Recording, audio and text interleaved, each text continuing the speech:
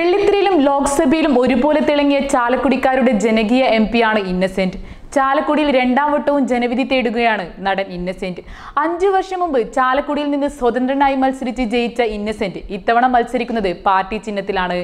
അരിവാൾ ചുറ്റിക നക്ഷത്രം ചിഹ്നത്തിൽ ഇന്നസെന്റിനെ വീണ്ടും രംഗത്തിറക്കുമ്പോൾ വിജയത്തിൽ കുറഞ്ഞതൊന്നും പാർട്ടി ലക്ഷ്യമിടുന്നില്ല.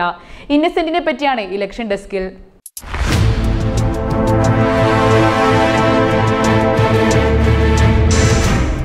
1948 മാർച്ച് 4 തെക്കേത്തല വറീദിന്റെയും മർഗലീത്തയുടെയും മകനായി ഇരിങ്ങാലക്കുടയിൽ ജനനം. Little flower convent high school, national high school, Don Bosco SNH school എന്നിവിടങ്ങളിലായി പഠനം. 8ാം ക്ലാസ്സിൽ വെച്ച് പഠനം നിർത്തി.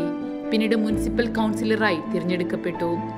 1970കളിൽ റവല്യൂഷണറി മാർക്സിസ്റ്റ് പാർട്ടിയുടെ തൃശൂർ ജില്ലാ സെക്രട്ടറിയായിരുന്നു ഇന്നസെന്റ്. 1979ൽ RSPയുടെ പിന്തുണയോടെ ഇരിങ്ങാലക്കുട മുനിസിപ്പൽ കൗൺസിൽ സ്ഥാനത്തേക്ക് മത്സരിക്കുകയും വിജയിക്കുകയും ചെയ്തു. സംവിധായകൻ മോഹൻ മുഖേനയാണ് സിനിമാ രംഗത്ത് വരുന്നത്. 1972ൽ നെല്ല് എന്ന ചിത്രത്തിലൂടെയാണ് ഇന്നസെന്റ് സിനിമയിലെത്തുന്നത്.